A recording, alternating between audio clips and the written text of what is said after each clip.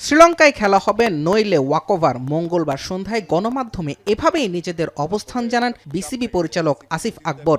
এরপর মধ্যরাতে ক্রিক ইনফোর খবর, ভারতেই বিশ্বকাপ খেলতে যেতে হবে বাংলাদেশকে, বিকল্প কোনো রাস্তা নেই টাইগারদের সামনে।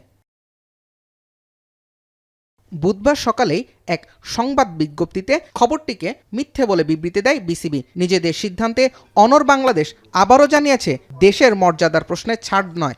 একই দিন সচিবালয়ে ক্রিকেট বোর্ডের সঙ্গে বৈঠক শেষে এভাবেই নিজেদের অবস্থান জানান যুব ও ক্রীড়া উপদেষ্টা আসিফ নজরুল।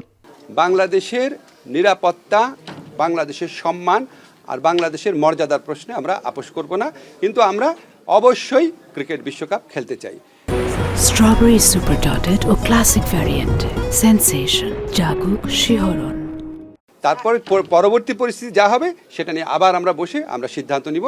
এখন পর্যন্ত আমরা এই সিদ্ধান্ত খুব ক্লিয়ারলি নিয়েছি যে আমরা আইসিসিকে বুঝাবো যে আমাদের ভারতে খেলার মতো পরিবেশ নাই।